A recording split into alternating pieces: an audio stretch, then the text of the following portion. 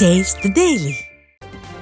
சென்னை எழும்பூரில் இஸ்லாமிய மக்களுக்கு அளிக்கப்பட்டு வரும் இடஒதுக்கீட்டை 7% உயர்த்தி தர வேண்டும் என்பது உள்ளிட்ட கோரிக்கைகளை வலியுறுத்தி SDPI கட்சியின் மாநில தலைவர் நெல்லை முபாரக் தலைமையில் பேரணி நடைபெற்றது. இந்த பேரணிக்கு பிறகு நடைபெற்ற கண்டன உரை நிகழ்ச்சியில் அதிமுக சார்பில் முன்னாள் அமைச்சர் ஜெயக்குமார் பங்கேற்று உரையாற்றினார். அப்போது பேசிய அவர், எதிர்க்கட்சி தலைவராக இருக்கும்போது ஒரு நிலைப்பாடும், தலைவராக இருக்கும்போது ஒரு நிலைப்பாடும் எடுத்து இரட்டை வேடம் போடும் கட்சியாக திமுக இருப்பதாக குற்றம் சாட்டினார். இதைத் தொடர்ந்து பேசிய SDPI கட்சியின் மாநில தலைவர் நெல்லை முபாரக், இஸ்லாமியர்களுக்கு அளிக்கப்பட்ட இடஒதுக்கீட்டின் மூலம் பணி பெற்றவர்களின் விவரம் குறித்து திமுக அரசு வெள்ளை அறிக்கை வெளியிட வேண்டும் என கோரிக்கை விடுத்தார்.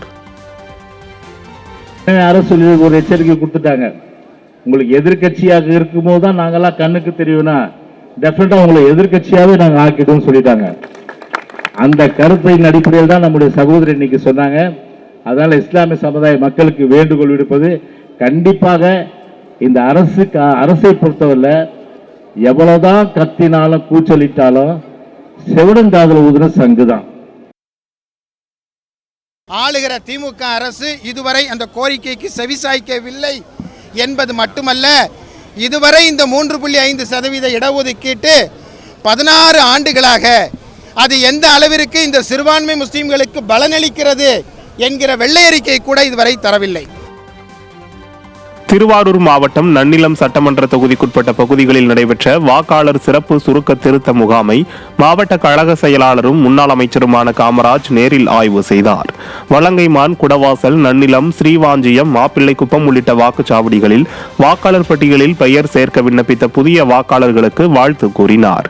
இந்த ஆய்வின் போது அவருடன் கழக நிர்வாகிகள் பலர் உடனிருந்தனர்.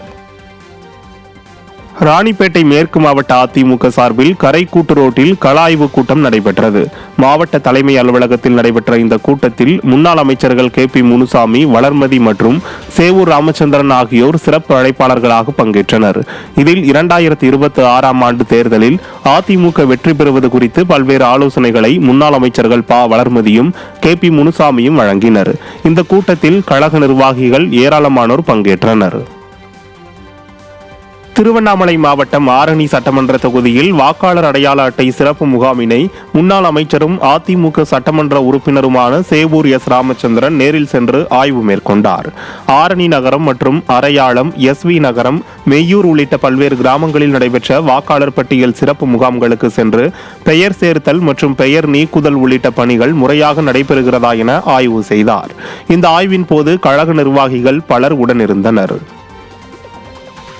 விழுப்புரம் மாவட்டம் திண்டிவனம் வேளாண்மை விற்பனை கூடம் மற்றும் அரசு பள்ளியில் நடைபெற்ற வாக்காளர் சிறப்பு முகாமில் அதிமுக திண்டிவனம் சட்டமன்ற உறுப்பினர் அர்ஜுனன் பார்வையிட்டார்.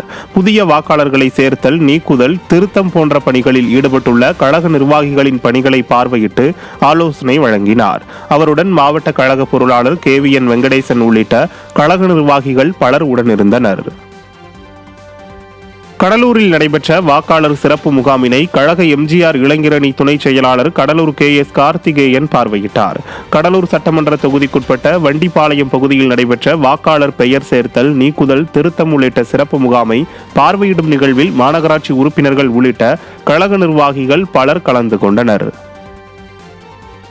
திருவண்ணாமலை தெற்கு மாவட்டம் கலசப்பாக்கம் பகுதியில் நடைபெற்ற புதிய வாக்காளர் சேர்ப்பு முகாமை முன்னாள் அமைச்சரும் சட்டமன்ற எதிர்க்கட்சி துணை செயலாளருமான அக்ரி கிருஷ்ணமூர்த்தி நேரில் ஆய்வு செய்தார்.